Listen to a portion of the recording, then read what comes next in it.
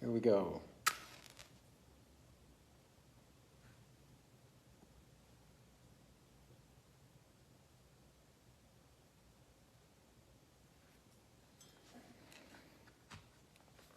So there are 3 matches here. That must mean this is the 3rd evening. And it is. 3rd of 3 evenings where we're looking at the events of Holy Week as a preparation for celebrating Easter on Sunday. And we've got a couple of people here in our chapel in Tucson. There's a couple of Tucson folks who are tuning in by Zoom. One of our Tucson folks is picking up her husband at the airport in Phoenix. So we are all present or accounted for.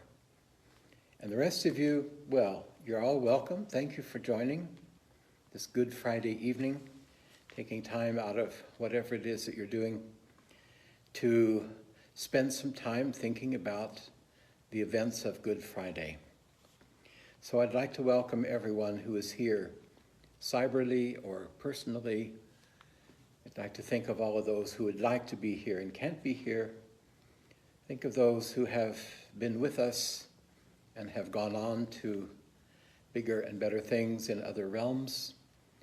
Think of those who are on their way to the earth, those brave souls that are willing to join humanity in the 21st century. We think of the spirits of this place, the elementals, those that take care of the stones and the plants and the animals, look after the human beings and all of our quirkiness and funniness. And welcome all of these beings to be with us as we think of perhaps one of the most monumental days in the whole history of humanity, the death of Jesus of Nazareth. But we're not quite there yet.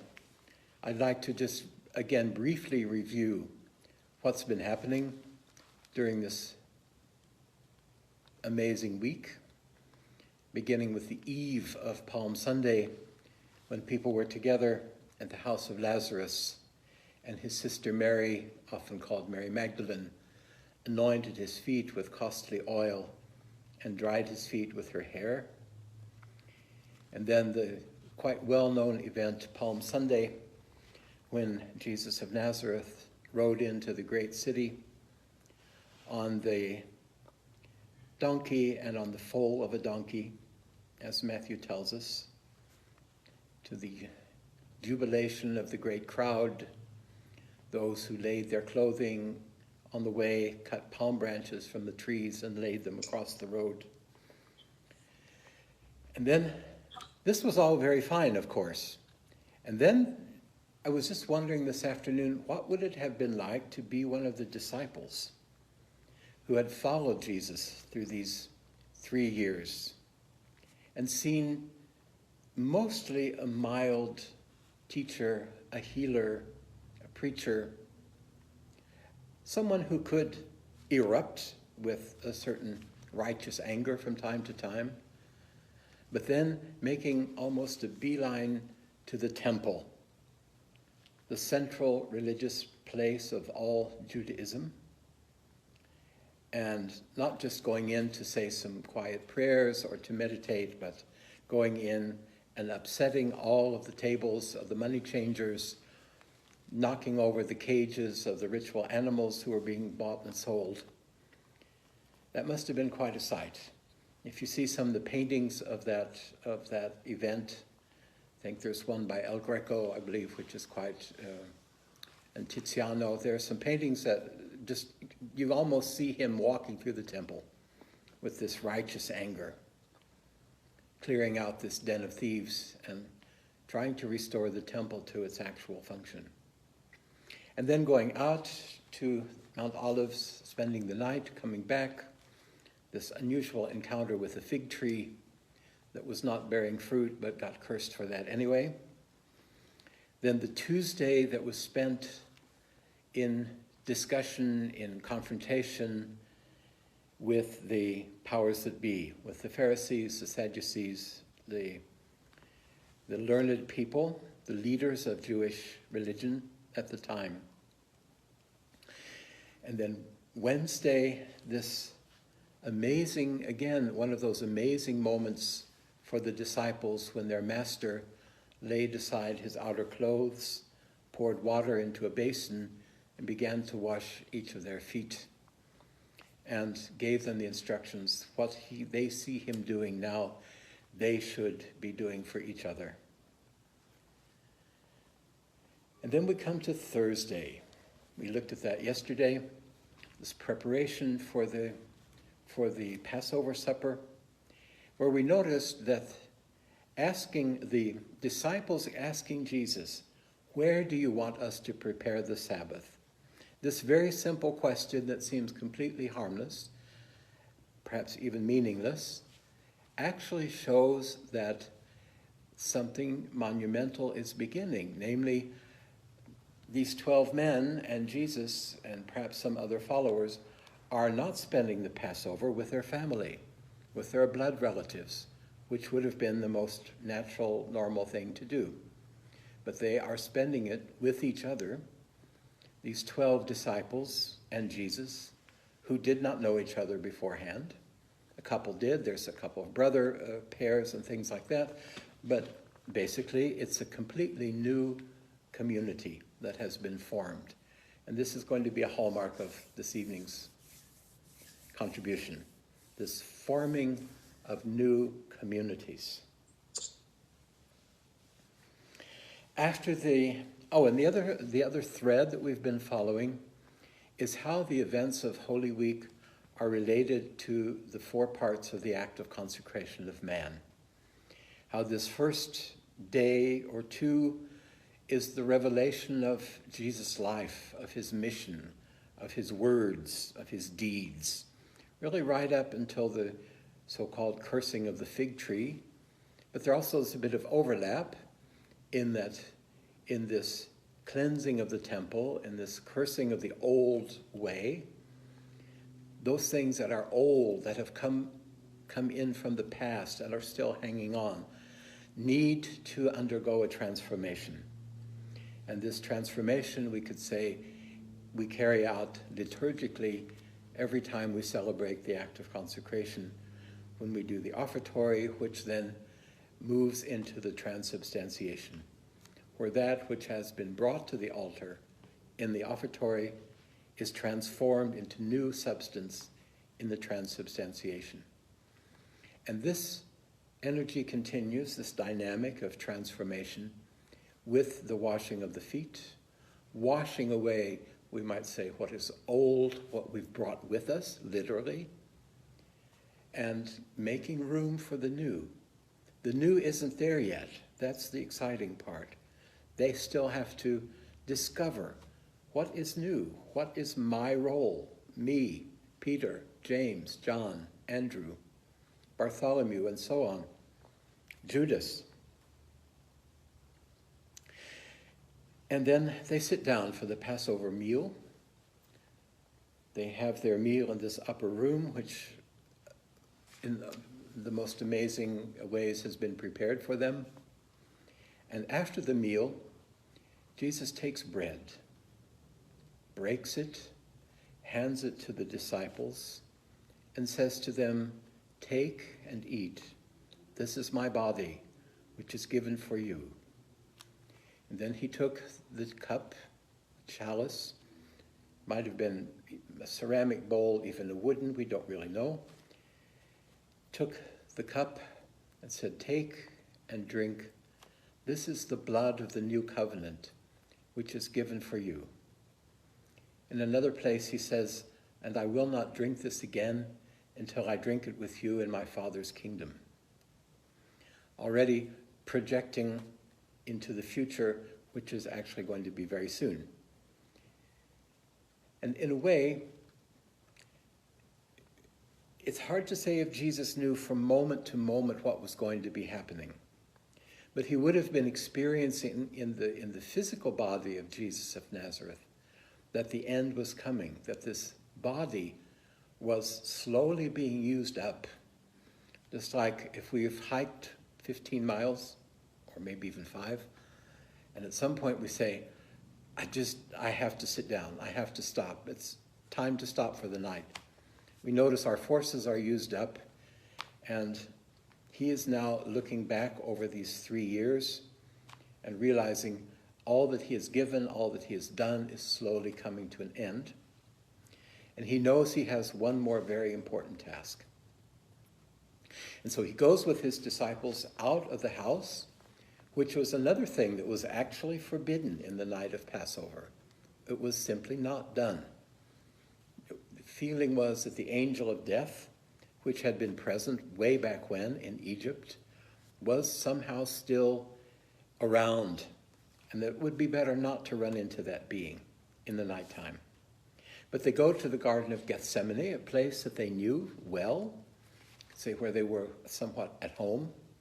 And Jesus takes 3 of his disciples, James, Peter, and John, and goes off a little ways from the others to pray. And this, we see that he is in a way paving the way, for the path he is to take. He's lifting his heart and mind to the Father very explicitly. Thy will be done is his conclusion. What you will, that's what happens. That's what I want as well. And after this prayer, after a while, apparently still in the night, a whole band of soldiers and other people come with torches and with ropes and spears and swords. They take Jesus prisoner. They bring him into the city. The trial takes place. He's sent from Pontius Pilate to Herodes to Caiaphas, and it goes back and forth. No one really wants to take this on. It's as if all of these men of authority realize this is something I don't want to touch. I want to keep my hands off of this matter. They can see the feeling seems to be that it's an internal matter for the Jewish people and they should take care of it themselves. The Jewish people have the dilemma that Jesus, in their eyes, has committed crimes that are punishable by death. And they are not allowed to do that. It's written in the laws. They are an occupied people. They don't have the authority to carry out the appropriate punishment. And so it's at this time that this path of Christian initiation picks up again. We talked about that when we spoke of the washing of the feet as being a first concrete impression that a pupil has set their foot on this path of transformation, of growing closer and closer to the world of the Spirit, where one feels water pouring over the feet. And now in these incredibly cruel and painful is not even the right word, these must be pains that just go through a person, almost make them feel they're being torn to pieces. I think this path begins with the feet, and then the next step is the flagellation, which Jesus undergoes. Pontius Pilate hopes that if he carries out this pretty wicked punishment, everyone would be satisfied, everyone would go home and celebrate their holiday, and everything is over. But of course it doesn't work. The crowd gets angrier and angrier, and during this time, the Roman soldiers, mocking Jesus, weave a crown of thorns and place it on his head. Now just imagine that painfulness. And pain, of course, has another function. It awakens consciousness. And it brings you to yourself. And certainly this sort of pain. It's almost as if Jesus needs this outer stimulus to stay together, even. This body that has served him so well for the 3 years is slowly giving up, literally giving up the ghost. And so these things which come to him from the outside in a deeper layer form concrete steps on this path of initiation that he is walking.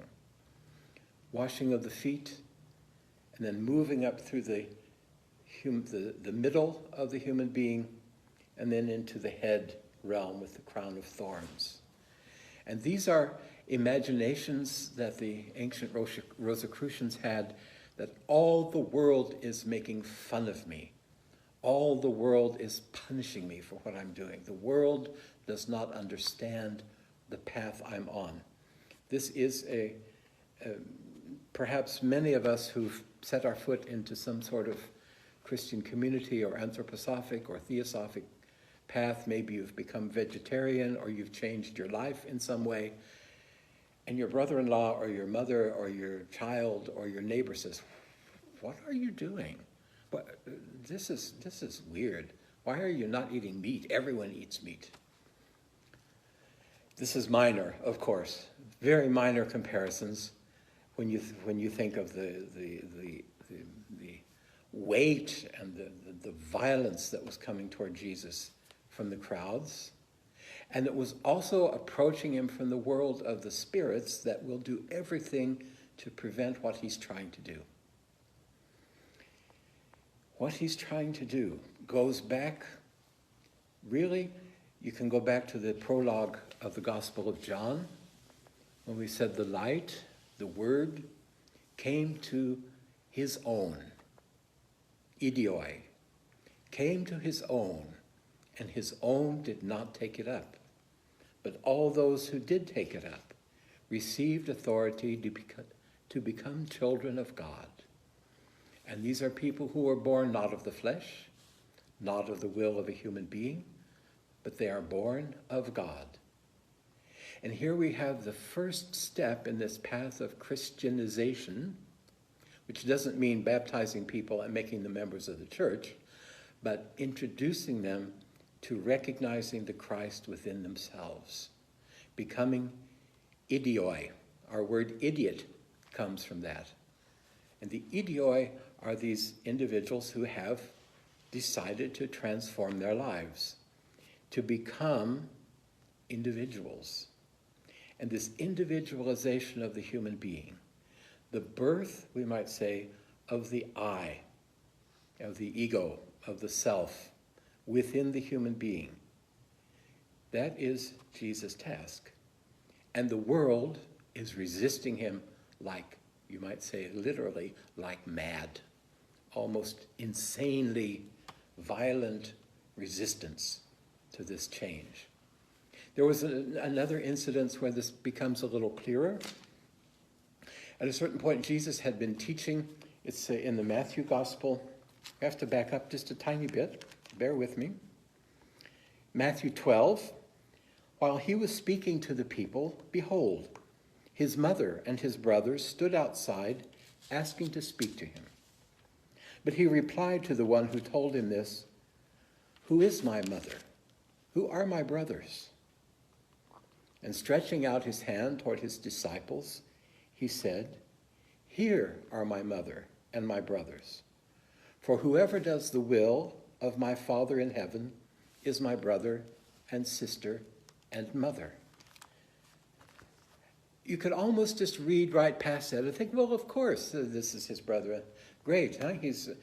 But just imagine what his mother, his physical mother must have thought, felt, his brothers, and the world around him. Who is this Jesus? He's gathering all sorts of creepy people around himself, and they're traveling around the country and doing things that were not done before. So before Christ, it was the common blood within the families, the tribes, the groups that carried the form and the content of the people, the practice of religion, the practice of daily life, planting, harvesting, slaughtering. All of those things lived within the life forces of the human beings, carried in their blood. You might say there was a great I ruling over a particular group, be it a family or a clan, a village, part of one of the nations of Israel. And within that tribe, everyone knew everyone else. You probably didn't have to even introduce yourself to someone if you'd never seen them before, because you would recognize right away. We belong to each other. This all takes place without a great deal of individual consciousness. One streams to the synagogue on Saturday to worship, to study. One streams to work in the morning, and so on and so forth. Something that lives in mass transit nowadays and things like that. But all of us have chosen consciously to leave our home, to walk to the metro, to get on the metro, to go to our work, and so on and so forth. Christ comes along and calls his disciples from various walks of life. Fishermen, hand workers, tax collector, people whose job we don't even know, we didn't see their resume. So he pulls people together who he knows will be part of this renewal of humanity. New communities are coming into being.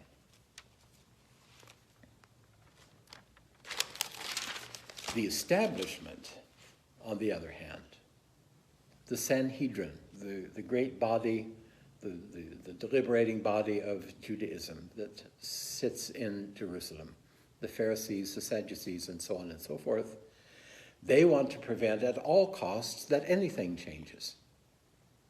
All life, all belief, all practice must stay as it always has been. And we recognize that, probably in ourselves, for certain things. We just assume they didn't change. And perhaps there are larger aspects of our life we'd really like to keep it the same. But every time, again and again, some progressive person comes along and says, wait a minute, I have an idea. How about we try... Christ didn't just have an idea. He had the vision for humanity, that the times were changing. The human constitution was changing. It was time that each individual human being takes a hold of their own individuality and begins to make choices. It's like the little kids until 2 or 3 years old. I was always told, don't ask them what they want on their bread. Just make them a jelly sandwich or peanut butter or cheese, and they give it to them, and they'll eat it, probably. And then at some point, 4, 5, 6, you'll be standing in front of the ice cream, and there's a chocolate, vanilla, and strawberry. So, Johnny, what would you like? Chocolate? And so on. At some point, the human being has to make their own choices. They can no longer rely on the common power and force of the blood they share with other people. They can still share blood with other people. We're still going to have brothers and sisters. Probably everyone on this call and in this room has a mother, a father, siblings, perhaps marriage partners that become almost like blood relatives in the course of time. But now we are forced, as it were, to change. So 3 things are going on at the same time. Jesus himself is walking his own path and undergoing these pretty horrific experiences of really physical torture. The crown, the flagellation, and then bearing the cross, which is another step in the path of Christian Rosicrucian initiation. Bearing the cross. And all of us who have a little bit of life experience we know what that means. We have a cross. I can't really do it here very well. Suddenly some plumbing is acting up here. But as human beings, when we stand up and stretch out our arms, we form a cross. And that cross is the outer picture for our inner destiny. Whatever it is that we have brought with us from life before birth, the situations that we have created in this life, those are all part of the cross that we bear. And just literally speaking, when someone's being led to crucifixion, they didn't carry the whole cross. They only carried the horizontal part, and the vertical part was stuck in the ground out there on Golgotha, and they had to be kind of lifted up into that, which was also a very painful procedure. So this bearing of the cross is a moment or a time in this process when the pupil realizes, I am a human being, and I have a destiny, and I have things to work on. I'm not just here to sit and read beautiful books all day, to pray and meditate and live out in the middle of the desert somewhere, but I have a human responsibility to the world around me. And one of the most shocking things that I recently read in the work of Rudolf Steiner is that Jesus came to tear apart the old communities. He uses the German word zerreißen. And maybe you hear even in the word itself, it's ripping apart, tearing apart. And it's kind of a violent word. The German speakers can correct me if they want to.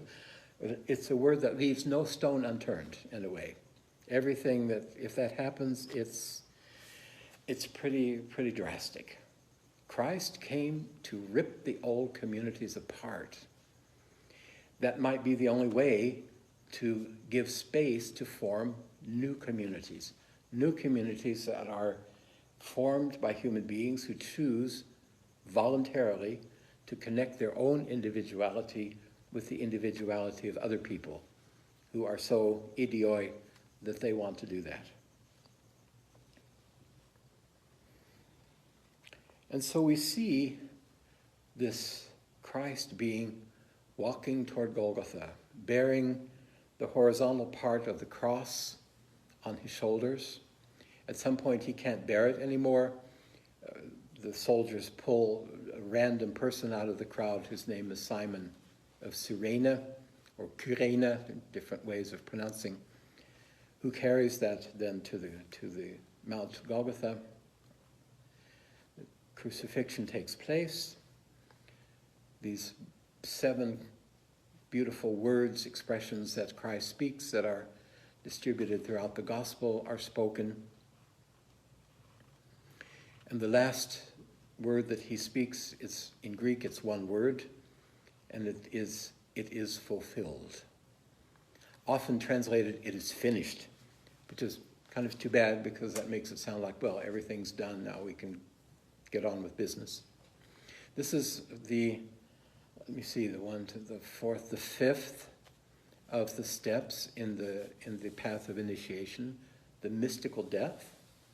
It is a real death, a physical death. But what apparently was going on was that the Christ being needed all of this time to completely permeate the body of Jesus of Nazareth.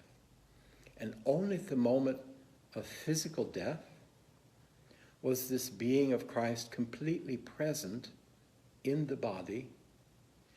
And through that complete presence at the moment of physical death, was able to cross the threshold of death consciously. He was able to cross into death aware of what was happening. Christ was a divine being, and divine beings do not die. They constantly metamorphose into other forms, other contents, other beings. But this is the first time that a divine being has gone through earthly human death in order to wrest the power of death away from the evil forces, to open the realms of life after death so that the human being can continue to develop in that realm. And if we were getting together tomorrow, we could have a whole story about what happens after the burial and the descent into the underworld, the liberation of those many souls that had been somehow caught in this realm of darkness. But we do want to keep the time somewhat shorter today.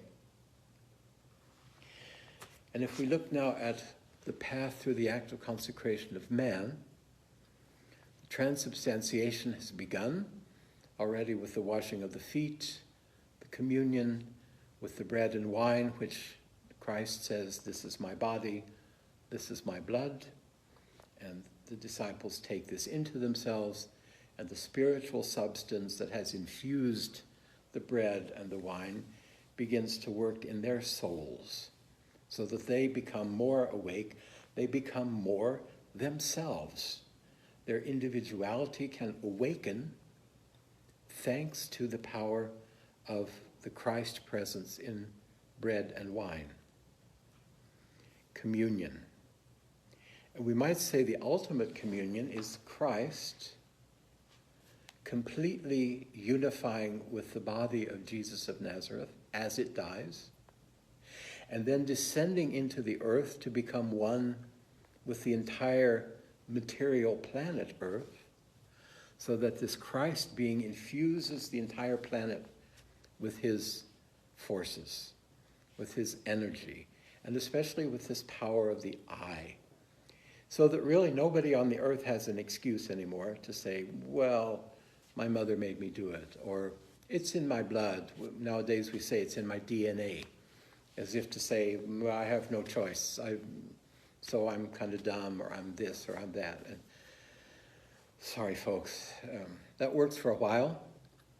But if we really want to transform and to grow, we need to move beyond those excuses, and it takes some work. We don't get the water rinsing over our feet for nothing. We don't get to die the mystical death for free. We lay ourselves in a grave every night when we lie down to sleep. Not that we're going to die during the night. Sometimes we do, it happens. But it is a kind of death. We leave the body behind and we rise into the spiritual world. Christ, on the other hand, when the body was laid into the grave, most of us, when we die, our spiritual being rises up into, not necessarily up there somewhere, but into a finer state of existence. The higher being of Christ kept going down into the earth, meeting all of those souls who had been somehow trapped in this dark half-life existence, and then freeing them and moving into the life forces of the human body to regenerate and recreate humanity, so that not only this I could descend into the human being, but that the human being itself would be so refreshed and regenerated that it could actually receive those forces, and that those forces could begin to work in it. He came to do away with what was old, to transform that of the old ways which was worthwhile, and to bring new individual personal insight and choice into humanity. And I'd like to close with a beautiful passage from the letter of Paul to the Philippians that speaks of the attitude, the mind that must have been part of the Christ Jesus as he departed from the spirit world and united himself with the being of Jesus of Nazareth and walked those 3 years. Have this mind among yourselves, which we see in Christ Jesus, who, though he was in the form of God, did not count equality with God a thing to be grasped, but emptied himself, taking the form of a servant, being born in the likeness of human beings. And being found in human form, he humbled himself and became obedient unto death, even death on the cross. Therefore God has highly exalted him and bestowed on him the name which is above every name, that at the name of Jesus Christ every knee shall bow, in heaven and on earth and under the earth, and every tongue confess that Jesus Christ is Lord, for the revelation of God the Father. So as we move into these last hours before we celebrate the resurrection on Sunday, I wish us all good moments of reflection, looking back, looking forward, and doing the things we need to do. So thank you all for being here. Thanks to everyone who's made use of our wonderful little gadgets. Thank you to Robin, who has taken on the job of host, so I didn't have to look for little buttons while the whole thing was going on. So thank you, and good night.